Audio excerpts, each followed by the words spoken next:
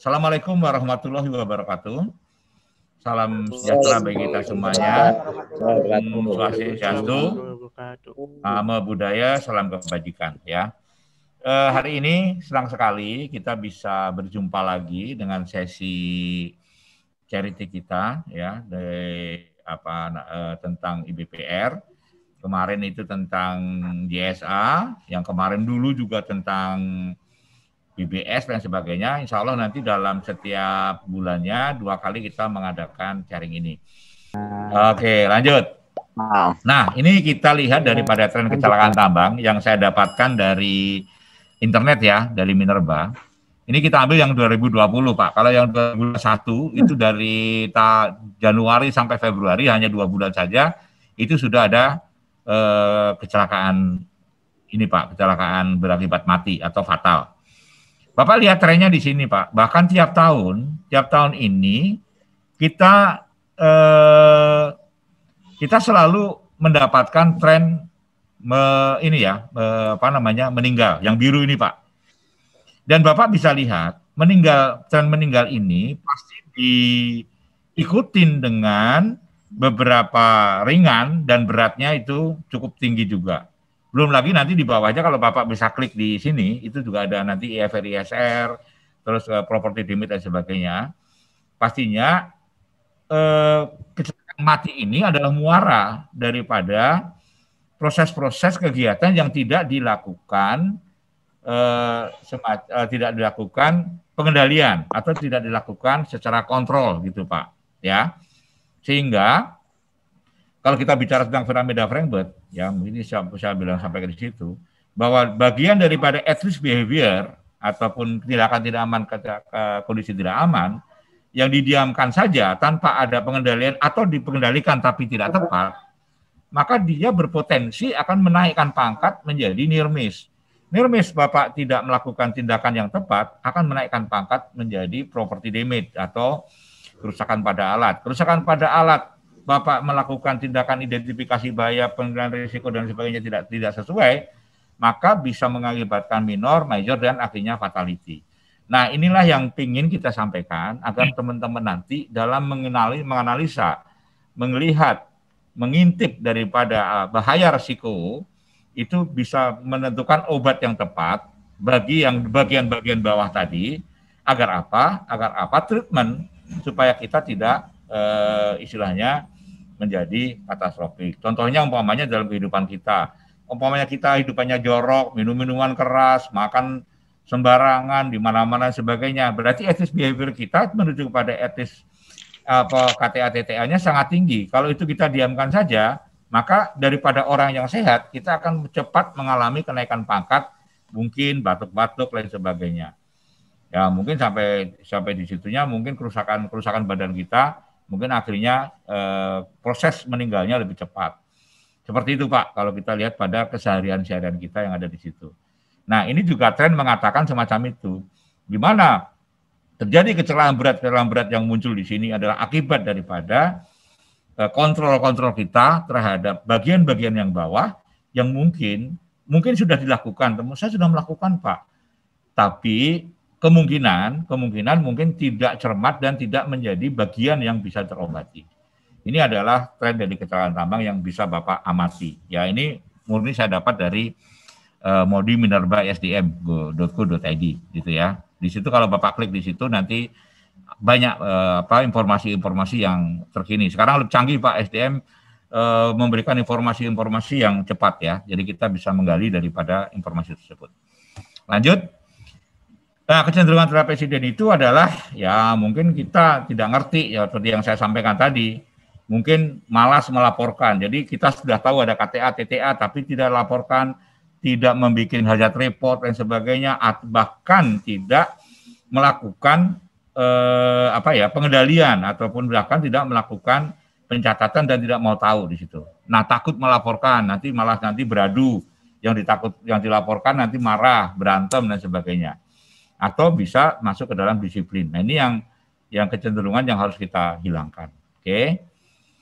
Ya, lanjut. Ini mengapa kecelakaan itu terjadi? Kalau menurut Dupont, ya pandangan lain itu adalah bahwa unsafe act dan unsafe condition ini menduduki daripada 95%, sedangkan yang lain-lainnya itu adalah 4%. Dan itu juga ada mismanagement, salah kelola, atau akibatnya ada eksiden. Jadi karena salah kelola manajemen, maka mengakibatkan 96 unsafe act dan 4% lain-lainnya yang mengakibatkan kecelakaan. 96% itu apa? Ini karena ini dukung di perusahaan, maka dipengaruhi daripada posisi 30%, peralatan itu 28%, ya kan, reaksi 14%, sedangkan metode dan APD 12%, maka berjumlah 96%. Ini yang mengakibatkan terjadinya yang tidak dilakukan kontrol, sehingga bisa mengakibatkan itu ditambah dengan sesuatu yang tidak di luar daripada kemampuan, sehingga bisa mengakibatkan sebuah kecelakaan. Kira-kira begitu ya. Sebelum kita masuk ke dalam teknis, jadi harus dipahami dulu pola pikirnya. Nah, kebetulan Pak Al ini kan bagian untuk mengobrek-obrek pola pikir ya. Jadi untuk apa kita melakukan identifikasi bahaya dan risiko kalau pola pikir kita tidak menjurus kepada hal-hal yang disampaikan oleh Pak Al tadi. Nah, ini intinya apa? Ini untuk membenarkan. Tadi di dalam diagram kecelakaan tadi sudah terbukti kan, bahwa kenapa banyak hal-hal terjadi kecelakaan berat yang akhirnya mengakibatkan ujung-ujungnya fatality. Nah, ini kan artinya dalam pola pikir pembenahan dalam pada BPR dan treatment penyembuhan daripada zero accident ini belum pas. Makanya dengan pola pikir yang ada disampaikan oleh Pak Al tadi membuktikan bahwa pentingnya bahwa kita perlu dengan adanya identifikasi. Di sini Pak Agung, silakan Pak Agung. Baik, identifikasi bahaya dan penilaian risiko. Nah, penekanan kepada identifikasi bahaya. Nah, kalau kita tahu, bisa paham tentang bahaya itu apa, ya pastinya dalam menentukan risiko itu kita akan tepat gitu. Ya kan? Gitu Pak. Ya itu tentukan di situ. Karena kita yang penting adalah bagaimana kita menemukan atau menentukan hierarki kontrol terhadap risiko tersebut agar kita bisa risiko tersebut bisa acceptable. Ya, bisa kita terima gitu ya. Oke, lanjut. Ini bahaya. Bahaya itu apa sih Pak? Kalau Bapak saya boleh tanya Pak, silakan Pak Temenggang atau Pak siapa aja sini. Pak Joko, arti bahaya apa sih Pak? Kata kuncinya Pak? Bahaya adalah segala sesuatu. Bahaya adalah segala sesuatu yang berpotensi menimbulkan kerugian atau kerusakan. Oke. Jadi kata kuncinya apa Pak? Oke, kata kuncinya adalah potensi bahaya. Oke, potensi. Coba Pak Temenggang apa kata kuncinya Pak? Pak Joko. Potensi ya? Apa Pak? Potensi. Hipotensi. Potensi apa, bahaya. Hipotensi. Bukan potensi. Oh, potensi ya Pak. Iya, canda aja Pak. Canda Pak. Ya, biar nggak ngantuk Pak. Kalau saya suka canda Pak. Terlalu serius nanti malah bablas ya. Nah, itulah bahaya itu adalah potensi, ya kayak sesuatu yang berpotensi menyebabkan kerugian. Tadi kan Pak Al sudah menyampaikan kerugian itu cedera, kerusakan alat, berhentinya proses dan sebagainya ya. Itu bahaya. Nah, sekarang kita lihat bahayanya apa ini Pak kalau kita lihat gambar ini? Apakah Bapak lihat potensi bahaya? Apa ini Pak bahayanya? Ya, supaya kita satu kerangka berpikiran. Apa coba Pak? Apa bahayanya? Terjatuh. Oke, terjatuh dari ketinggian. Apalagi? Tertimpa besi. Tertimpa besi, apalagi? Oke, apalagi Pak? Kelihatan lagi Pak. Hah? Nggak kelihatan ini video. Kok nggak kelihatan? Gambarnya nggak kelihatan? Nggak kelihatan gambarnya. Waduh, ada yang lihat nggak? Ada yang lihat nggak? Kelihatan, terjepit. Oh, masih mampir ya, Pak. Tadi kan kita sepakat ya. Nah, ini yang jadi salahnya di sini nih. Kuncinya di sini. Kita kan sepakat, Pak. Kalau bahaya itu adalah potensi. Betul nggak? Kuncinya kan potensi. Nah, apakah potensinya dia jatuh? Kan potensi itu kan bisa juga gerakan, bisa juga alat, bisa juga aktivitas. Kan gitu ya. Kalau terjatuh itu berarti sudah kemungkinan. Jadi sudah menjadi akibat. Nah, itu Pak. Ini yang sering salah di situnya. Kalau kita lihat potensi bahayanya adalah apa? Bekerja di ketinggian, bekerja dengan alat atau dengan betoneser ataupun betoneser yang berat diangkat seseorang, bekerja di ketinggian, bekerja di tinggi tanpa APD. Itu kan bahayanya. Betul nggak? Setuju nggak? Sepakat nggak? Sepakat, Sepakat nggak? Sepakat, Pak. Pas benar, Pak. Iya, itu yang jadinya. Nah, kadang-kadang saya tes ini selalu salah. Orang bicara terjatuh, tertimpa, terguling, tertimpa besi dan sebagainya. Itu kan kemungkinan karena ada bahaya 2 atau lebih. Jadi kalau kita lihat di sini bahayanya 1, situasinya atau lingkungannya adalah tinggi, betul nggak Pak? Oke, ya kan? Bekerja di ketinggian. Peralatannya adalah besi atau betoneser, ya kan? Atau tumpuan ini yang tidak jelas itu masuk ke situ, ya kan gitu? Ya kan? Orangnya bekerja tanpa menggunakan APD, bekerja tanpa dikasih keterampilan tentang bahaya risiko. Yang penting berani sama berani. Ya, tapi alhamdulillah nih bukan di Indonesia ya, ini di Malaysia. Alhamdulillah di Malaysia, Pak. Tapi orangnya orang Bantul juga, foto wae. Itu. Orangnya orang Indonesia juga. Gitu ya. Jadi ini bahaya. Jadi ingat. Ya, sekarang saya tanya lagi. Ini apa? Bahayanya apa? Bekerja di ketinggian. Oke, bagus. Apa lagi? Sudah mulai benar. Apa? Tanpa menggunakan APD. Iya, oke. Secara tadi yang dibilang Bapak tadi ya tentang perilaku kerja yang tidak selamat, ya kan gitu ya, itu kan? Oh ya, APD-nya tidak sesuai. Yang namanya APD di ketinggian harus ada tali dagu, ya kan, betul nggak? Ya kayak gitu, APD nggak sesuai kayak gitu. Jadi orang ini berani melakukan ini karena kemampuan kalau Maslow dari perut sampai ke perut saja, Pak.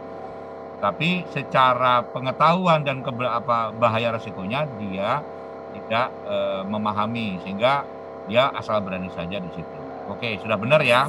Jadi tadi yang bilang terjatuh, apalagi tertimpa besi dan sebagainya tadi belum masuk ke resiko ya. Oke, lanjut lagi ya.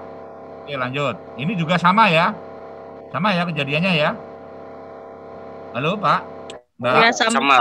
Ya, sama ya. Iya, siapa yang berani kayak gini ditambang? Ayo, ditambang siapa yang berani? Nggak ada berani. Ya, ini zaman dulu, Pak. Kalau zaman dulu nggak ada.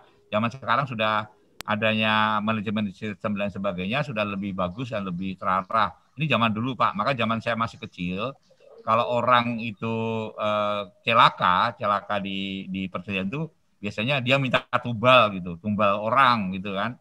Zaman dulu saya masih kecil, Pak, tapi sekarang kan sudah nggak ada lagi kayak gitu karena kemampuan berpikir, kemampuan mindset, kemampuan analisa terhadap bahaya risiko sudah dipahami baik dari pekerja sampai ke manajemen dengan adanya sistem-sistem yang ada. Oke, lanjut. Nah, ini mengidentifikasi bahaya yaitu caranya ini tekniknya ya, Pak, berkeliling tempat kerja, perhatikan atau yang menjadi sumber-sumber bahaya. Tadi sumbernya apa tadi kalau bawa keliling tadi? Apa? Besi, peralatannya, ya apa lagi? Perilaku, bekerja di ketinggian, ya kan ya. Terus APD-nya, kan gitu kan dari semua kan bisa dicatat itu semuanya. Perilaku bahaya. Dan bahkan sekarang bisa ditulis di hazard report. Ya kan? Hazard report sekarang gampang, nggak usah pakai form, pakai HP sudah bisa. Dari hazard report para pekerja, oleh pengawas dianalisa tentang risikonya sehingga bisa ditentukan pengendalian risiko yang sesuai, yang cocok. Itu. Bapak jangan tidak memperhatikan yang sepele. Yang sepele itu juga harus diperhatikan karena hal yang sepele-sepele itu kadang-kadang bisa menghasilkan sesuatu yang berisiko tinggi. Jadi baik itu yang sepele sampai yang mungkin sampai yang memang berpotensi tinggi itu yang harus Bapak perhatikan gitu ya. Itulah gunanya identifikasi bahaya. Agar apa? Agar kita bisa menentukan level risikonya. Kalau kita sudah menentukan level risikonya, maka kita bisa melakukan tindakan perbaikan dan pencegahan melalui kontrol sampai dengan risiko yang kita terima. Gitu Pak, artinya gitu. Terima itu artinya ya resikonya Bu siapa tadi, Pak Robert Nababan sama Barita Nababan itu kan beda-beda resikonya kan, gitu kan, gitu Pak. Ya kan beda-beda mengenai resiko kayak seperti itu. Jadi Bapak tetap harus konsentrasi dan tetap menghiraukan hal-hal yang paling kecil gitu. Dengan tadi apa? Ya tadi kita lihat, kita keliling, ini perilakunya, peralatannya, APD-nya dan sebagainya. Ya, karena waktunya pendek, mungkin kalau waktunya panjang mungkin kita bisa bahas lebih lanjut. Oke, lanjut. Ini karena sifatnya sharing saja ya. Identifikasi baik, tanyakan kepada pekerja ya. Ditanya kepada pekerja ini biasanya kan ada apa namanya? Ada semacam semacam Pak Al bilang tadi brainstorming ya yang sering dilakukan ya. Nah ini kepada pekerja tentang pemikiran dan pertimbangan mereka. Kira-kira bahaya nggak ini? Kamu kayak gitu tuh, kayak gitu dan sebagainya ya. Cermati instruksi lembaran data pabrik. Jadi kita lihat ininya manualnya ya kan. Terus bisa membantu mengidentifikasi bahaya. Jadi bahaya itu bisa dilakukan secara rimba atau secara langsung dilakukan di sana. Bisa juga kita melihat daripada catatan-catatan manual ataupun pabrikan-pabrikan ataupun instruksi-instruksi kerja maupun prosedur-prosedur yang ada di situ. Itu jadi banyak macam ya analisa untuk melakukan analisa pekerjaan tersebut. Oke. Ini identifikasi bahaya, cermati catatan insiden, nah, termasuk kita insidennya apa saja. Yang seperti Pak tadi sampaikan, insiden itu adalah pelajaran karena adalah resiko masa lalu, ya kan? Yang perlu kita catat sehingga sudahkah diperbaiki dan perbaikannya sudah benar apa tidak. Nah ini adalah catatan-catatan sejarah tentang insiden atau kesehatan. Inspeksi juga, temuan-temuan inspeksi, hasil pengamatan sebelumnya, observasi, itu sebagai bagian daripada identifikasi bahaya. Kita ingat bahwa inspeksi itu adalah apa Pak? Identifikasi bahaya dan tindakan tidak aman dan kondisi tidak aman. Setelah itu baru menentukan penyebab dasar. Setelah itu baru memperlakukan perbaikan. Intinya pertama kali adalah identifikasi bahaya TTA dan TA. Evaluasi sumber-sumber energi. Sumber energi berarti peralatannya. Kan kita mengenal keselamatan pertambangan yaitu K3 dan KO, setiap tempat kerja dan sebagainya. Jadi semuanya mencakup di situ, baik peralatan, baik itu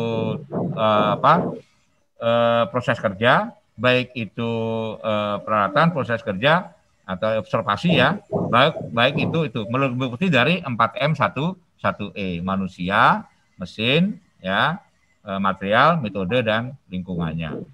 Nah itu berarti kita cermati semuanya di situ. Kalau ada pertanyaan silahkan ya, boleh langsung dicegat ya.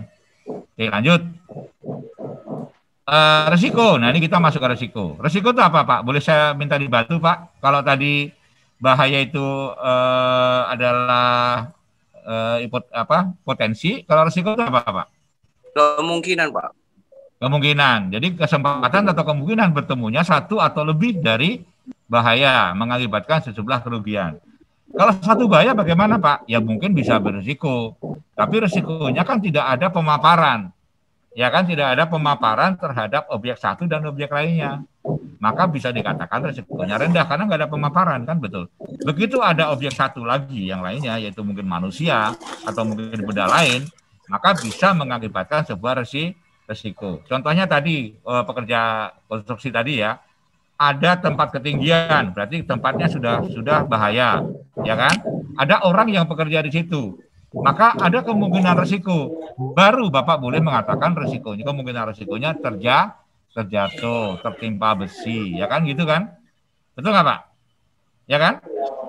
Ya, baru yang potensi itu Bapak lakukan Bapak nilai risikonya, apakah risiko ini bisa meninggal atau major atau mungkin hanya minor atau mungkin tidak ada rendah risikonya. Ya, sehingga Bapak bisa menentukan pengendalian yang paling baik. Pengendalian yang paling bagus adalah secara engineering. Ya, itu begitu Bapak melihat potensi yang sangat tinggi, yang potensi kemungkinannya itu bisa katastrofik atau ekstrim atau tinggi dan sebagainya, itu Bapak harus berpikir secara engineering. Harus dihilangin. Contohnya tambang hujan. Kalau hujan kan bisa terjadi katastrofik atau terjadi kerusakan dan sebagainya. Maka dihilangi bahaya dengan berhenti. Itu artinya menghilangkan bahayanya. Orang bekerja pada area swing, ya kan? Ada pangdam di situ, ada operator, ada ada PC, ada lobang. Itu kan semuanya bahaya semua. Operator yang menjalankan PC itu bahaya. Pangdam atau panglima dampingan yang memberikan aba-aba terhadap operator itu juga bahaya. Operatornya bahaya, lubang juga bahaya. Nah, kemungkinannya apa? Yang paling berat adalah si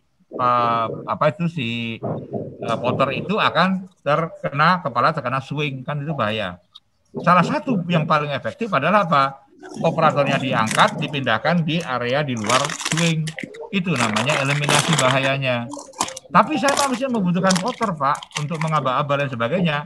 Berarti dieliminasi, diganti dengan radio, kan gitu. Ya kan? Diganti dengan radio, eliminasi.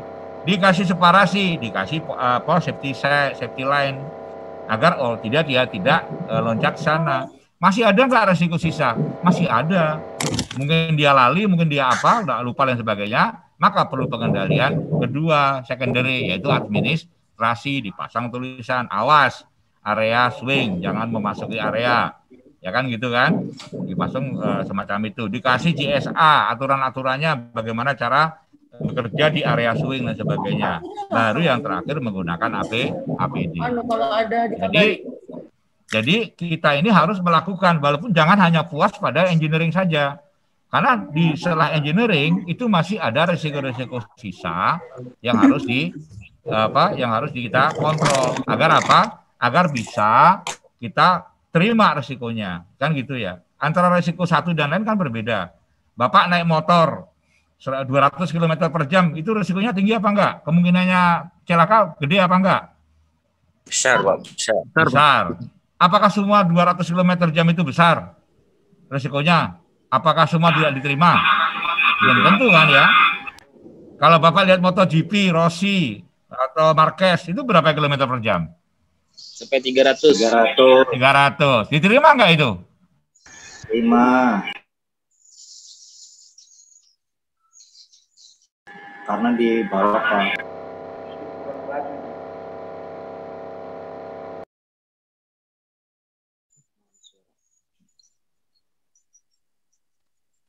Lu Pak Agung. Gimana? Macet Ya? ini. Oh iya, udah. Gimana Pak?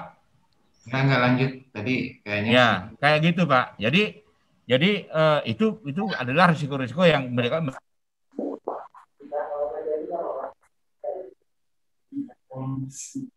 Slide-nya macet-macet.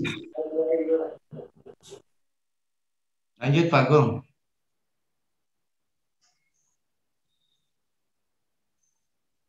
Koneksi live ini Pak Agung. Kayaknya koneksi Pak Agung rusak. Udah masuk lagi deh.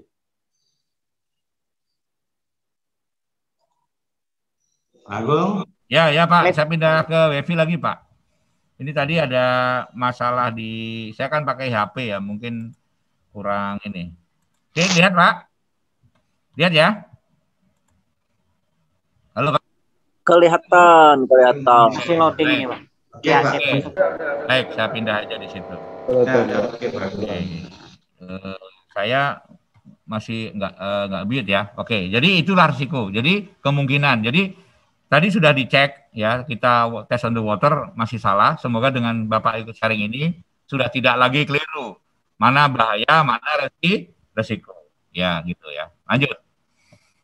Nah, ini risikonya ini tadi Pak Al sampaikan kalau di 3001 itu sudah menjadi satu, yaitu perkalian antara probability dan probability.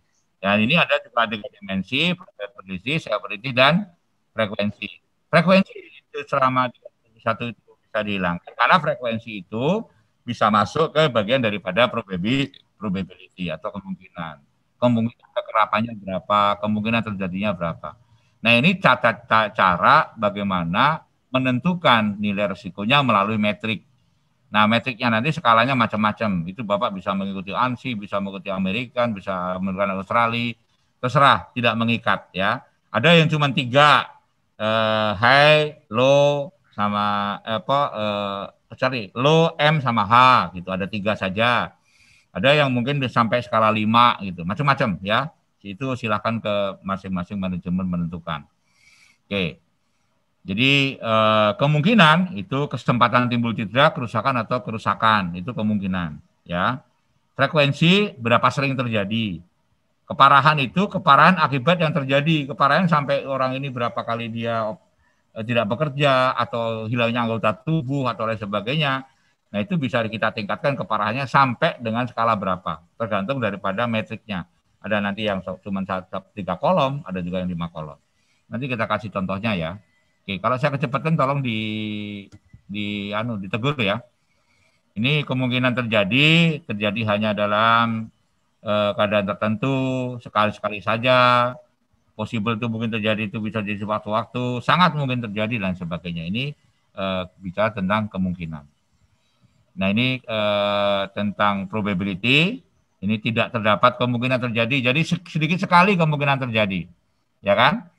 Orang nyapu lantai itu kan sedikit sekali kemungkinan terjadi kan, itu makanya risikonya low kan gitu ya, kan gitu. Kemungkinan terjadi lebih kecil daripada rata-rata, mungkin dia rata-ratanya katakanlah sehari itu atau seminggu itu 3 kali, dia mungkin sekali aja seminggu, kecil gitu ya. Atau kemungkinan terjadi rata-rata, rata-ratanya sama gitu ya, atau kemungkinan bisa terjadi, atau pasti terjadi. Contohnya kalau Bapak jalan kaki di jalan tol, halo, itu kan pasti terjadi kan? Betul nggak? Kemungkinan pasti terjadi nggak ditabrak? Loh, ha? Betul, Pak. Iya, semacam itu, Pak. Jadi kalau orang yang konstruksi yang kerja di jalan tol itu kemungkinan terjadinya sangat tinggi, makanya perlu beberapa pengendalian. Kalau dulu hanya dipasang safety cone, masih ketabrak, ya kan? Apalagi malam hari. Nah, sekarang kalau ada perbaikan jalan itu dikasih lampu-lampu sehingga mengetahui dari jauh kalau di situ ada pekerjaan jalan. Jadi terus diimprove lagi tentang pengendaliannya. Semacam itu. Lanjut ya. Nah, ini severity keparahan itu kalau hanya P3K atau mungkin kergores itu ya mungkin tidak signifikan. Kalau penanganan medis dia bisa kerja lagi. Nah, itu minor. Moderate sudah kehilangan dari kerja 2 hari, 3 hari. Major mungkin cacat ya atau katastrofik meninggal. Itu adalah keparahan. Oke, severity ini cedera ringan tadi sudah ya, itu sama aja. Jadi ini kalau biasa kalau hitung dengan hitungan uang. Tadi kan hitungan terhadap keselamatan kerja dan kesehatan kerja. Sekarang hitungan daripada operasional. Oh, mungkin dia cuman kurang dari $100 ya, atau mungkin antara $100 sampai 1.000. Nah, itu berarti sudah masuk ke ini. Kalau major berapa? Oh, 5.000 sampai 1 miliar baru dikatakan berat. Nah, itu tergantung daripada kemampuan perusahaan. Kalau di tambang itu kehilangan 500 juta nggak masalah, dianggap kecil, minor. Kalau di ausis 50.000 itu berat ya, gitu. Nggak guru Pak ya. Nanti dimarahin saya sama ownernya ya. Guru Pak, gitu. Semacam itu. Tergantung dari kemampuan perusahaan. Itu kalau dilihat daripada operasionalnya atau tingkat dari kehilangan harta bendanya. Oke, lanjut. Nah, ini metrik risiko, metriknya itu ada frekuensi ya, itu sedikit orang, ini nggak perlu saya jelaskan karena kebanyakan teman-teman ini frekuensi ini tidak dipakai ya. Jadi menggunakan probability kali dengan severity. Namun demikian kalau masih ada frekuensi, ini dimasukkan ke dalam bagian probability. Oke, lanjut. Ini metriknya, ya ini metrik severity, itu yang ke kanan, likelihood itu ke kemungkinan itu yang ke bawah. Nah, ini kalau umpamanya sekarang menyapu, jika kita menyapu, bahaya menyapu lantai, ya kan gitu ya. Nah, itu lantai bawah ya, berarti kan kemungkinan kejadiannya kan sangat jarang, ya kan. Terus kalau terjadi kecelakaan juga sangat rendah, berarti antara severity dikali dengan likelihood low. Berarti low perlu pengendalian enggak? Ya perlu diawasi saja ya, tanpa dikasih pengendalian. Tetapi menyapu di lantai tower ya, lantai tower yang tingginya mungkin 7 meter, 5 meter, ya kan gitu. Berarti kan nilai kemungkinan resiko jatuh kan cukup medium lah ya. Kalau jatuh mati, berarti antara moderate ya kan untuk ininya likelihood-nya itu moderate ya, moderate di sini ya. Moderate kemungkinannya mati. Oh, bisa high. Nah, high ini berarti harus ada pengendalian. Pengendalian yang paling efektif ada pengendalian rekayasa antara eliminasi, substitusi, separasi ya kan, sama engineering teknik engineering di situ. Nah, nanti ada risiko sisanya baru Bapak ditentukan sampai risiko itu benar-benar kita bisa terima. Oke, kita lanjut. Ini mengenai keparahan ya.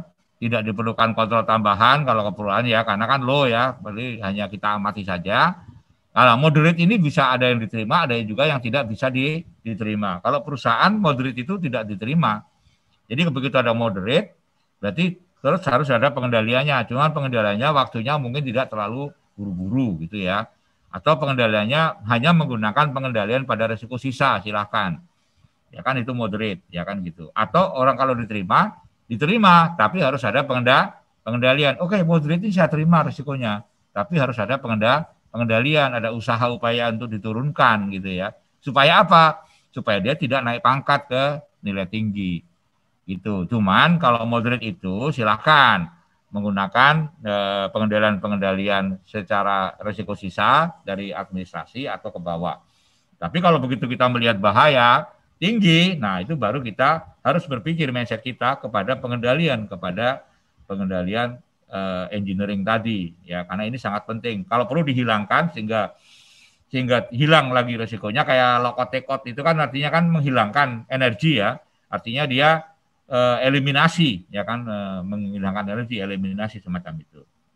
Oke, sampai akhirnya nanti dengan APD atau nah yang terjadi di perusahaan-perusahaan termasuk saya dulu ya, itu adalah pakai APD langsung turun gitu. SOP langsung turun gitu. Bagaimana bisa mungkin sesuatu yang besar yang bisa mengakibatkan hanya dikasih SOP, kasih training, terus dia bisa mereduce daripada kecelakaan, kan tidak bisa. Kan pasti harus ada rekayasa yang harus disampaikan. Contohnya dia jatuh dari ketinggian, berarti pakai safety harness.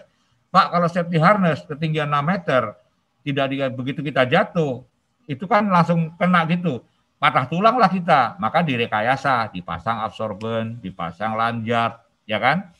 Dipasang anti kejut dan sebagainya di situ, agar begitu kita jatuh, badan kita tidak terhempas langsung kena ke talinya. Semacam itu. Ini kan rekayasa. Semacam itu ya. Itu adalah untuk keparahan. Oke, terima kasih di situ.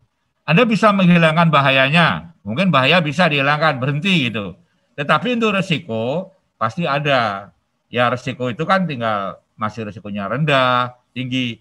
Itulah gunanya kita harus melakukan tindakan pada risiko sisa agar benar-benar risiko itu sebenarnya bisa kita kerjakan tanpa terjadi risiko-risiko yang tinggi.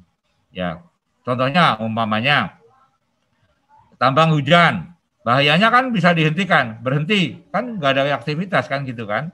Tapi risiko-risiko lain seperti banjir, becek, lain sebagainya kan harus ditindaklanjuti kan, dipompa lain sebagainya. Semacam itu Pak ya. Jadi bahaya bisa dihilangkan, dieliminasi, tapi risiko itu masih ada. Jadi tetap dilakukan secara hierarki. Lanjut, ini tadi Pak Al sudah menyampaikan, jadi metode yang sering terjadi brainstorming, yaitu brainstorming itu adalah semacam diskusi langsung, apa? Diskusi usul pendapat. Gitu. Ya, diskusi usul pendapat. Langsung di situ gemba, belusukan gitu ya. Semacam itu kan ya. Nah, ini ada fault tree analysis juga bisa ada. Ya ada kesalahan ya, ada kesalahan akar masalah di situ bukan. Ada hajat operator study, failure mode. Nah, ini banyak ya yang kita akan bahas. Kalau mau membahas soal ini langsung ke Pak Al aja. Pasti sudah dimakan mentah. 20 tahun baca buku, kalau saya banyak buku di pengajaran ya. Di event analysis, what if analysis, brainstorming dan sebagainya. Jadi tadi sudah disampaikan oleh Pak Al. Ya, lalu saya nambah dikit Pak Agung. Oke, silakan Pak Al. Ya, silakan. Jadi memang kebanyakan kita brainstorming sekarang. Tapi ada beberapa perusahaan tambang, saudara jelas ada beberapa yang brainstorming, tapi sudah ada beberapa kemajuan sekarang Pak Agung. Jadi beberapa perusahaan tambang juga di migas sudah banyak. Ada beberapa perusahaan tambang sudah menggunakan teknik kombinasi udah. Contohnya misalnya kayak di Pale sekarang pakai botai. Botai itu botai. Botai. Bukan Botai itu bautai. dasi. Bau itu kupu-kupu. Ya, Botai itu dasi kupu-kupu. ya. Jadi top eventnya di tengah. Di sebelah kirinya pakai pottery analisis. Jadi sebelah kirinya pottery analisis. Ya, di tengahnya dasinya, top eventnya, kejadian utamanya. Jadi kajian utama di tengah itu melihat bahwa kejadian itu bisa terjadi dilihat dari pottery analisisnya. Misalnya tabrakan karena apa? Konsentrasi supir yang kurang, alat yang rusak. Nah, ini dipakai pottery. Tapi melihat kejadiannya, dampaknya lihat menggunakan infantry ETA. Jadi ETA diletak di sebelah kanan itu, ya, di sebelah kanan daripada top eventnya. Nggak tahu bahwa tadi mobil tabrakan apa, orangnya cedera, alatnya rusak, apa segala macam, terus material tumpah dan segala macam. Nah, itu pakai ETA. Nah, kombinasi antara FTA dan ETA itu yang orang kembangkan jadi BOTI. Dan untuk keselamatan proses, BOTI itu teknik yang paling mudah dan sangat efektif untuk dapat digunakan. Beberapa tambang besar dunia udah mulai pakai, Pak Agung. Kalau dulu di migas mungkin pakai. Sekarang sudah menjadi cukup populer. Tapi ini next sharing kita bisa ngupas BOTI ini Pak ya. Mungkin bisa populer mungkin di tempat-tempat tambang karena sementara ini mereka menggunakan brainstorming baru atau pottery aja kadang-kadang itu Pak. Nah ini kayak yang BOTI ini kadang-kadang susah. Gitu. Silakan Pak Agung lanjut Pak. Ya, jadi mungkin bisa ini ya kita kupas tuntas BOTI ini ya Pak next sharing ya Pak ya. Ya. Oke, lanjut ya. Oke, lanjut. Pilihan metodenya silakan. Situasi dan tipe operation. Situasi operation metodenya itu tersituasi sama situasi operation. Level knowledge dan expertise. Level knowledge daripada si pekerja. Complexity di operation. Kesulitan daripada operasionalnya. Level atau risiko yang terpaparnya tinggi apa rendah gitu ya. Atau beberapa keterlibatan daripada pekerja, banyak apa enggak, sedikit apa enggak, itu kan itulah yang akan mendekati metode-metode kira-kira apa yang sesuai dengan yang tadi disampaikan oleh Pak Al, gitu ya, karena bisa operasinya atau tingkat keahliannya membutuhkan keahlian khusus atau kompleksitas daripada operasinya sangat tinggi ya kan, kayak orang bikin jam dan sebagainya, atau level exposure listnya kayak mungkin di pengelasan, di genset itu kan exposure terhadap risikonya kan tinggi ya. Nah itu juga bagian daripada number untuk pemilihan daripada metode. Oke, proses IBPR, HIRA dan proses ini adalah tidak tergantung pada satu metode saja. Silakan Bapak menggunakan metode, banyak yang ada di situ. Tidak terlalu mempersoalkan hal yang sepele ya. Ya, jumlah variasi atau teknik gitu ya. Gitu. Oke. Nah, jadi metodenya bisa tergantung sepenuhnya pada komitmen manajemen. Ya. Oke, lanjut. Ini HIRA. Nah, IBPR ini atau HIRA ini bisa juga dari pernyataan nilai dan kebijakan. Kebijakan zero accident di dalam kebijakan. Berarti dalam melaksanakan planning, pasti supaya accident itu bisa kita zerokan, pastinya kita juga harus bisa tahu apa bahaya risikonya. Bagaimana cara kita bahaya risiko itu diidentifikasi. Setelah bagaimana kita mengidentifikasi bahaya tahu, baru kita menentukan nilai risikonya. Apakah tinggi, rendah, atau sedang. Kalau gitu berarti kita tahu pemilihan dilakukan pemilihan proses. Alokasi sumber-sumbernya apa saja. Komitmen daripada pekerja sampai dengan top level, ya kan? Jadi top down maupun bottom up komitmennya itu tuh. Kalau tidak tahu kasih training. Kalau sudah kasih training, orang-orang yang di training tadi harus berpartisipasi. Kalau harus implementasi harus ada penerapan langsung di lapangan terhadap pendidikan, baru ada respon atau tanggapan. Sehingga nanti kembali lagi kepada langsung kepada pernyataan nilai dan kebijakannya. Semua menuju kepada kebijakan. Jadi semua perusahaan pasti ingin kebijakannya adalah tidak ada kecelakaan fatal. Ya, gitu. Semacam itu. Nah, salah satu toolnya adalah dengan melaksanakan IBPRPP. Oke. Lanjut. Ini adalah langkah proses. Jadi rencana awal, yaitu telah awal ya, kita harus menentukan ketentuan risikonya, ya, telah awal. Nah, setelah itu baru seperti SMKP ya, pemilihan atau fasilitator, membuat tim, karena kalau IBPR ini kan harus tim ya, rencanakan pelatihannya, bagaimana lakukan latihan, lakukan penilaian risiko ya sampai di situ. Jadi orang-orang nanti dianggap expert ya sampai di situ. Oke, lanjut. Perencanaan awal yaitu tentukan sebelum tujuan utama hasil yang diharapkan apa? Sesuai dengan komitmennya hasil apa? Apakah IBPR ditujukan pada masalah plan, rencana, proses, tempat kerja, perilaku atau kesehatan kerja? Ya, jadi mana yang kira-kira mau diprioritaskan dulu? Apakah di kesehatan atau di plan, rencana atau proses atau tempat kerjanya? Nah, baru nanti secara turun-menurun baru diintegrasikan. Pilih metodologi ruang lingkup dari IBPR. Metodologinya apa? Ya, metodologi daripada penilaian risiko tadi.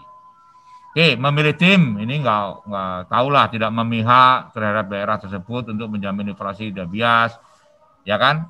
Menyeluruh tentang strategi, metodologi, tahu, memiliki kemampuan, ya kan? Bisa berorganisasi, ya, atau memfokus tim dan kegiatannya. Jadi kita memilih tim itu benar-benar orang yang punya kemauan, punya kemampuan, dan punya pengalaman. Oke, itu yang maksud situ. Terus kebutuhan tim, mempunyai pengertian tentang metodologi, dia tahu metode-metode yang digunakan dalam mengidentifikasi bahaya, ya kan, kemampuan untuk identifikasi bahaya dan lain sebagainya. Itu adalah dalam pemilihan tim. Putri kurang berapa menit, Put? Oke. Ya saja, Pak. Oke. Ini tim requirement, kemampuan membedakan jenis bahaya. Nah, ini kayak tadi kan teman-teman kan masih bingung antara bahaya risiko. Dan ini kalau udah ditrainingkan, jadi sudah tahu kemampuan dalam mengidentifikasi bahaya. Bahayanya apa? Kan tadi ada bahaya biologi, ada bahaya fisika, ada bahaya kimia, ada bahaya ergonomi, macam-macam kan? Semacam itu. Jadi yang bisa memfokuskan dalam bahaya itu saja sehingga lebih fokus gitu. Sumber energi di tempat kerja juga sudah tahu, energi apa listrik, mungkin energi uap, apa energi dan sebagainya, itu bisa kita lihat di situ. Mengerti kemungkinan dampak dan faktor lingkungan. Jadi dampak dan faktor lingkungannya sehingga nanti dalam menentukan lingkungan kerja ya. Lingkungan kerja mungkin ada semacam debu ya kan, getaran dan sebagainya di situ. Nah, bukan lingkungan hidup ya, lingkungan kerja di situ, debu, getaran, kebisingan dan sebagainya, pencahayaan ya yang masuk ke dalam higien industri ya. Semacam itu. Ini step-stepnya yang dalam melakukan itu. Jadi sebetulnya tidak mudah ya kalau kita menyusun HIRA, dari menyusun tim, dari pemahaman, dalam menentukan pola pikir ya kan, dalam menentukan bagaimana ini menentukan bahayanya, sehingga sampai menentukan nilai risiko, itu tidak hal yang mudah. Nah, apakah sesuatu yang susah ini hanya dijadikan sebagai kitab suci yang keluarnya satu surah saja, yang hanya pas audit keluar gitu ya? Padahal di dalam ketentuan sistem bahwa HIRA ataupun JSA ini harus dikaji paling minimal sekali setahun. Atau kalau terjadi perubahan, change management, atau bisa terjadi kalau ada kecelakaan. Nah, ini kan bisa kita tinjau kembali. Nah, HIRA-nya benar apa tidak. Ini harus kita, jangan HIRA ini keluarnya cuma pada waktu di audit langsung keluar. Tidak pernah ada dievaluasi di dalam manajemen review. Karena ini adalah dasarnya daripada sebuah sistem. Kita bisa menentukan program kerja, kita bisa menentukan budget, kita bisa menentukan apa kalau di dalam bidang safety atau keselamatan pertambangan, itu dilihat daripada IBPRPP ini. Begitu Pak, dasarnya. Oke, seleksi tim, bisa manajemen, pengawas, tenaga ahli, perwakilan bagian keselamatan, atau sampai dengan karyawan. Oke, nah ini dokumentasi. Jadi dokumentasi itu distandarkan, resensinya sampai berapa tahun, ada pengendaliannya, sehingga mudah dicari, ya kan. Penempatan dokumennya juga sesuai, dan sebagainya. Ya kalau bisa mengurangi jumlah kertas. Ya, bisa dengan menggunakan teknologi atau dengan soft copy. Oke, melatih para penggunanya, terutama para dokumen keeper ya. Saya ini termasuk orang yang tidak ahli di dalam dokumen ya. Jadi saya ini orang yang ceroboh dalam dokumen. Saya masih belajar dulu itu. Dokumen kontrol, jadi juga harus ada orang yang mengurus ataupun di-in-charge-kan sebagai dokumen kontrol. Baru strategi-strategi bagaimana penempatan dan bagaimana proses daripada dokumen tersebut itu juga harus ditindaklanjuti. Kira-kira semacam itu. Kurang berapa menit, Put? Biasanya Putri ngasih kabar, kok nggak ada? Putri materi 10 menit lagi, Pak. Oke, baik. 35 menit, Pak. 30 menit untuk diskusi. Oke, tempat pendekatan. Jadi ini pendekatan dasar terhadap pengelolaan risiko itu ya kita toleransi lah ya. Ada toleransi intinya yang bisa tolerable yang sampai situ ya. Atau kalau ya sampai dengan bisa ini hal yang bisa tolerable atau bisa diterima gitu ya. Atau dikurangin risikonya, reduce atau dipindahkan dengan kontraktor.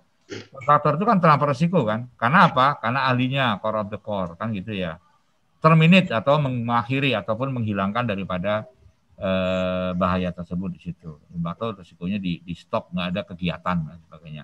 Nah ini ada pendekatan terhadap pengelolaan risiko. Mau yang mana? Kalau memang sangat seperti perusahaan di tempat saya kerja dulu di Kitadin ya, Kitadin itu memang kita masih butuh sekali pekerjaannya, tapi karena risikonya sangat besar dan mengakibatkan meninggalnya beberapa orang di underground karena memang lokasinya tidak sesuai dengan kaidah keselamatan pertambangan dan lain sebagainya, maka walaupun itu masih dengan kondisi perusahaan itu ya istilahnya harus merugi memberikan pesangon kepada para pekerjanya, golden shake hand, maka terpaksa 3 underground itu ditutup ya, karena memang sudah atau diakhiri, terminate ya, mau dipindahkan juga nggak ada yang mau ya kan, mau dikurangi juga susah karena kondisinya memang seperti itu, kayu-kayu juga susah, kayu-kayu ulin itu juga susah dapat, tidak bisa ditolerable, sehingga harus diakhiri, ditutup. Maka tidak ada kejadian korban di situ lagi.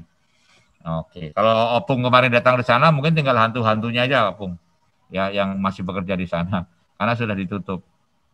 Oke, lanjut.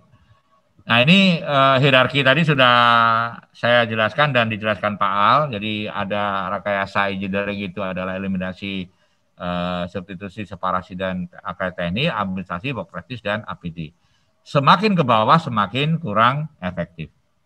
Oke, sudah diulangi berkali-kali. Oke, kontrol yang ada. Jadi kita harus melihat daripada kontrol yang ada. Apakah kontrol itu kecukupannya sudah memadai apa tidak? Kalau memang kecukupannya belum memadai, perlu ada kontrol tambahan. Makanya di dalam melakukan hierarki kontrol itu, yang paling bagus, yang paling efektif adalah pertama kali kolom tanpa kontrol. Ya, setelah tanpa kontrol, baru kontrol existing. Ya, kontrol existing kalau memang belum sampai dengan yang kita terima, baru kita melakukan kontrol tambahan. Sampai risiko tersebut bisa diterima. Bagaimana Pak, kita sudah lakukan kontrol dan sebagainya, belum diterima dan sebagainya? Ya, berarti harus ada pengawasan ketat, atau diberikan semacam kayak peraturan emas atau golden rule yang tidak boleh dilanggar kayak gitu.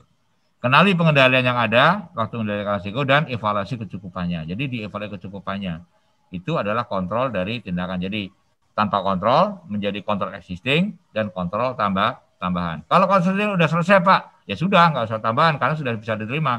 Tapi kita kalau kontrol existing itu masih terus terjadi kecelakaan Pak. Nah, berarti dikontrol lagi. Sudah dikatakan tambahan, masih ada juga, Pak. Nah, berarti tadi, seperti yang contoh yang di Embalut tadi ya sudah, diakhiri saja. Ya, atau kita pindahkan di lokasi lain. Contohnya di perusahaan ini banyak kecelakaan di hauling di sebelah sini, maka kita pindahkan dengan lokasi yang standar, dengan jalan yang standar, ya kita pindahkan semacam itu, Pak. Itu artinya kita disubstitusi. Ya, semacam itu. Oke, lanjut. Oke, kontrol dan tindakan tambahan apa yang harus diambil untuk mengeliminasi atau mengurangi risiko sampai batas yang bisa diterima. Tadi sudah saya sampaikan. Oke, evaluasi, menghilangkan bahaya tersebut, mengeliminasi bahaya, mengurangi kesempatan terjadi, mereduce, mengurangi akibat bahaya tersebut dikurangi, bisa sampai dengan bisa diterima. Oke, lanjut. Semua bahaya identifikasi selesai, tidak ada risiko lagi. Apakah tidak ada risiko lagi? Risiko masih tetap ada, masih tersimpan ya. Jadi tetap kita lakukan evaluasi, kita lakukan kontrol, kita lakukan inspeksi untuk melihat apakah risiko yang kita lakukan pengendalian tadi sudah benar-benar tidak ada tambahan-tambahan lagi. Jadi tetap kita kontrol, kita evaluasi lagi benar risiko kita.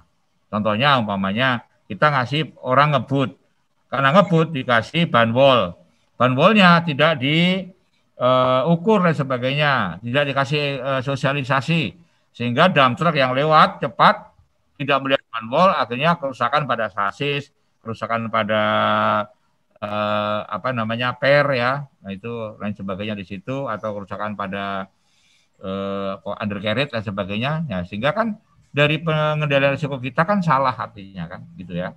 Artinya harus kita kendalikan lagi agar semuanya bisa kita terima, baik itu peralatan, manusia maupun lingkungan. Kira-kira semacam itu. Jadi lingkungan itu dinamis ya. Di kondisi yang selalu berubah, apalagi tambang. Tambang itu selalu berubah. Besok nambang di sini, besok lewatnya sana. Jadi penilaian berkelanjutan amatlah penting. Ya, jadi gitu. Jadi ya karena setiap pekerjaan itu berubah, dinamis, peraturan dinamis, ya. Nah, peraturan itu kan besok nanti ada peraturan 03, besok ada omnibus law, cipta kerja dan sebagainya, dinamis dan sebagainya. Maka IBPR ini juga harus dinamis. Jadi jangan hanya sekali dibikin masuk terus kita abaikan. Jadi tetap kita kontrol dan sebagainya. Siapa yang mengontrol? Ya artinya manajemen, artinya dari pengawas sampai penyelia, sampai dengan manajemen menengah, sampai dengan manajemen puncak. Agar apa? Ujung-ujungnya pada policy untuk mengurangi daripada kecelakaan. Gitu. Oke, adanya cara kerja baru, mesin yang baru, kekerapan dan ini harus dilakukan pada potensi risiko yang sudah di ini apa nih chatnya? Ya, jadi sudah diidentifikasi ya, kekerapan pendidikan ini harus didasarkan. Walaupun sudah diidentifikasi, tetap dilakukan peninjauan supaya jangan sampai ada risiko-risiko yang tersembunyi. Ya, seperti kalau nanti Pak Al bisa bicara switches ya, switches itu kan kurangnya barikade-barikade karena dianggap sudah beres, sudah ada, sehingga bahaya yang tersembunyi tidak pernah dilihat. Harusnya kan setiap ada kelobang harus kita tutup ya dengan barikade-barikade yang sesuai. Nanti switches itu bisa kita bicara. Oke, peninjauan dan perbaikan terus menerus, adanya cara kerja baru, mesin atau bahan baru, kekerapan peninjauan tadi sudah. Prosedur, nah ini juga sama ya, prosedur juga harus kita lihat, pengisian lembar analisa risiko, risk assessment sheet juga kita lihat di situ. Itu kita cek juga apakah ada peningkatan apa tidak. Ini contohnya. Ya ini saya hanya sepi aja karena masing-masing perusahaan dinamis, tidak mesti sama ya, semacam ini dipakai Kutai Energi lagi nih, kelihatan. Mohon maaf nih Pak Kutai Energi ya, ini semacam ini, jadi ada nilai resikonya, aktivitas dan sebagainya. Tapi ini tidak baku, silakan perusahaan menggunakan dengan cara form Bapak Ibu sendiri, yang penting ada rutin non rutin ya, itu harus, karena kan pekerjaan rutin itu bisa juga menjadi biasa akhirnya hilang bahaya, atau non rutin menjadi bahaya, atau emergensi ya, rutin non rutin emergensi, normal abnormal itu disampaikan di situ. Dan jangan lupa menambahkan daripada urutan dari kepatuhannya ya, kepatuhannya dan sebagainya. Ini dari nilai risiko bahaya dampak, tindakan pengendalian kontrol yang ada ya, yaitu sampai nanti kontrol tambahan. Ini sebagai contoh saja, tapi secara bakunya silakan perusahaan untuk memakai dengan iklim ataupun dengan metode-metode perusahaan yang ditentukan. Ini sama ya, daftar bahaya risiko yang sudah tinggi tadi dianalisa lagi, ada risiko tambahan. Oke, ini likelihood kemungkinan tadi sudah saya ceritakan, ya sudah saya sampaikan di atas. Ini, nah ini Pak Al mungkin lebih jelas ini yang nulis Pak Al, silakan Pak Al. Agung aja yang bacain. Saya bacain. Ini tingkat dari pekerja. Nah, pekerja itu apa sih yang kewajibannya harus lakukan? Pertama, dia harus paham dengan dasar-dasar keselamatan pertambangan. Ya, aturan keselamatan pertambangan dia harus tahu. Paling tidak Permen Kepmen 1827 karena sangkutannya ke situ. Paling tidak itulah ya, atau Kepdirjen 185 ya, itu adalah sangkut pautan teknis untuk pekerja yang harus Bapak tahu. Bahaya risiko itu juga harus dipahami, bahayanya apa ya kan untuk pekerja. Mengendalikan risiko yang dia pahami. Kalau nggak dipahami jangan coba-coba laporkan ke atasan supaya lebih jelas ya. Karena kadang-kadang pengendalian itu kan butuh biaya, butuh analisa, butuh dan sebagainya. Karena daya analisa beda-beda. Kalau daya analisa yang sifatnya orang nggak boleh makan sabun, ya itu silakan, semua orang tahu kan gitu ya. Atau ini tetap pleset, orang tahu bisa dikendalikan. Tapi kalau yang membunuhkan, membentukkan rekayasa dan sebagainya, serahkan kepada ahlinya atau atasan yang untuk memikirkan supaya Bapak tidak konsentrasi untuk mengerti itu. Jadi bekerja sesuai itu sehingga Bapak melakukan apa yang menjadi perintah daripada atasan atau manajemen mengenai bahaya risiko tersebut. Cara kerja aman, sehingga menjadikan cara kerja aman. Kalau bisa mengetahui bagaimana cara melakukan P3K, seperti bantuan hidup dasar dan sebagainya. APD juga harus tahu, apa sih APD, sepatu dan sebagainya. Kalau terjadi apa-apa, tahu bagaimana melakukan keadaan darurat, paling tidak tahu telepon, ya emergency call, bagaimana cara flow-nya, kalau ini saya lapor ke siapa, dibawa kemana, medical evakuasinya kemana, itu paham. Flow dari itu nggak usah merawat, karena merawat ada bagian tersendiri, melakukan penanganan sendiri, tapi paling tidak Bapak mengetahui bagaimana cara melaporkan emergency response tersebut, jadi juga melaporkan terjadinya insiden, itu bagian daripada pekerja. Bagian daripada supervisor, ini pengawas peraturan harus tahu, naik, mungkin bukan hanya di Kepmen atau Kepdirjen, tapi juga di Permen, ya kan? Selain di Permen bisa juga dengan PP dan sebagainya, karena lebih komprehensif pengawas ini ya. Hiradisi sudah mulai, kalau tadi dia hanya bayar risiko, saya sudah mulai hiradisi. Jadi determinasi kontrolnya sudah bisa tentukan. Membuat prosedur itu harus oleh pengawas harus bisa. Memberikan komunikasi, safety meeting, safety talk dan sebagainya.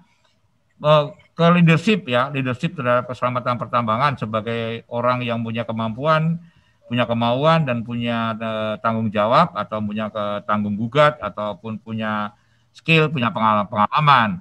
Melakukan observasi dan inspeksi. Nah, itu untuk melakukan tindakan-tindakan bagaimana itu sesuatu agar menjadi lebih normal ya, lebih standar. Administrasi dan pelaporan K3. Administrasi itu apa? Yang membuat administrasi pelaporan temuan, kalau bisa memberikan analisa dan nanti diberikan kepada safety. Tanggap darurat sama, tapi sifatnya ini lebih dalam pertolongan lagi, lebih ke dalam manajemen atau perdagangan, atau sudah melaksanakan investigasi. Pak, kalau untuk pengawas investigasi mana? Ya investigasi yang kira-kira yang seperti hasil-hasil temuan itu boleh. Nah, baru tingkat manajemen ini yang harus lebih komprehensif, karena dia yang bertanggung jawab puncak. Karena penyebab kecelakaan kalau menurut daripada DNV itu selalu kepada kegagalan daripada kontrol manajemen. Sehingga manajemen, ya ini kalau saya kan gambar saya ini ya, ini tingkatnya baru ini bos ini manajemen, ini peraturan harus 3, manajemen risiko juga harus paham, pengolahan K3 juga, sistem manajemen K3 dia harus kuasai, inspeksi, audit, ya bukan hanya inspeksi tapi audit juga sistem dan sebagainya.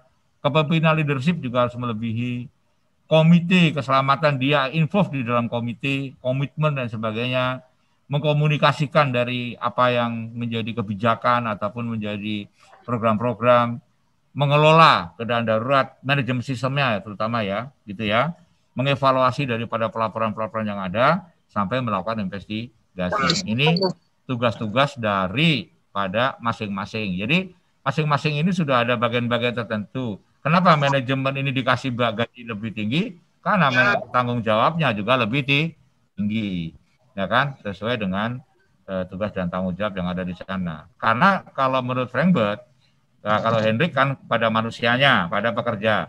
Tapi kalau menurut Frankfurt, semua kecelakaan itu muaranya kepada kontrol manajemen.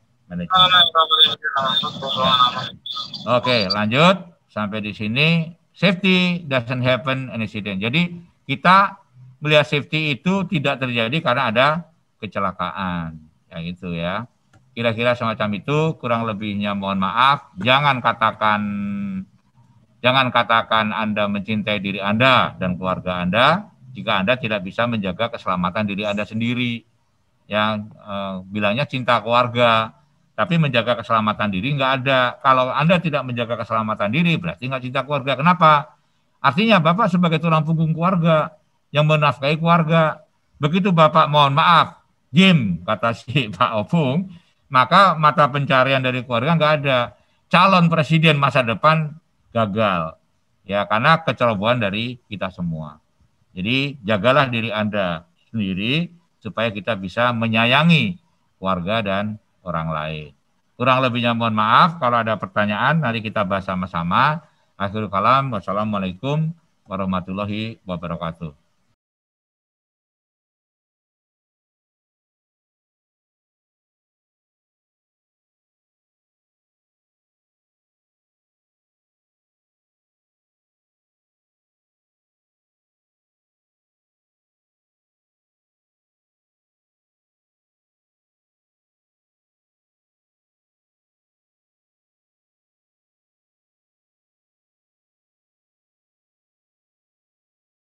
Pak Hari ada nggak Pak? Pak Al? Nggak ada. Oh, nggak ada ya. Oke. Opung, silakan Pung. Saya kira teman-teman ya, setelah adanya seperti ini, mungkin waktunya nggak cukup. Nanti bisa diminta ke Pak Agung untuk dibuka satu training. Kalau hanya seperti ini kan baru hanya ya sepintas saja nih. Sehingga jangan nanti di lapangan teman-teman itu membuat matrik itu, ataupun ada matrik sudah jadi, tapi kalau ditanya ini apa nih, ya kan, ekstrim, middle atau low atau apa, kadang-kadang teman-teman di lapangan ini kemungkinan dia hanya bikin feeling gitu loh. Nah sekarang ini kan nggak ada istilah lagi feeling. Bagaimana kita mau memastikan, ya kan? Ya nggak Pak Agung? Ya betul Pak. Bahkan ada katanya IBPR itu kayak dukun gitu Pak. Ya, coba tanya teman-teman, yakin nggak cara mengisi nilai risiko ya? Apa itu ekstrim, apa high, apa moderat, apa low? Dia Pak daripada masalah bikin aja low, ya kan? Ya, kan? Gitu Pak. Itu tuh. Jadi ini yang seperti belakang membuka wawasan kita, ya sehingga nanti bapak-bapak mulailah ini, ya. Wah ternyata belum bisa ngerti ini, ya. Silakan dihubungin lagi apa berupa bikin lagi seperti ini training online, ya kan, khusus tempat Bapak silakan aja kumpulin beberapa orang sehingga spesifik nanti di tempat kerja masing-masing. Itu usul saya. Jadi pengalaman saya di lapangan juga ya dalam membuat nilai risiko itu menentukan itu masih banyak yang istilah itu? Ya Pak Robert ya, masih feeling ya? Feeling atau dukun Pak? Nah, coba yang lainnya kira-kira. Iya, jangan supaya makin meningkat kan, gitu maksudnya. Iya, gitu. Jelas gitu ya. Oke, Pak, saya pikir cukup ya, karena sudah jam 4 sesuai janji. Pak Al, Pak Panjaitan? Ya, cukup. Cukup ya? Oke, kurang lebihnya kami tim Pak Wahono, saya sendiri, Pak Peter. Kalau ada salah kata maupun perbuatan yang kurang berkenan, mohon dimaafkan. Jika ada sumur di ladang, boleh kita menumpang mandi, ya kan? Kalau kita ke Padang, jangan lupa kita ketemu sama Mas Purdi, ya gitu. Iya, oke. Jalan-jalan apa itu? Jalan-jalan pakai titian, ya kan? Oke, jangan lupa bermusyawarah. Memang senang ketemu Mbak Siti Sang Munawarah. Oke, oke Pak.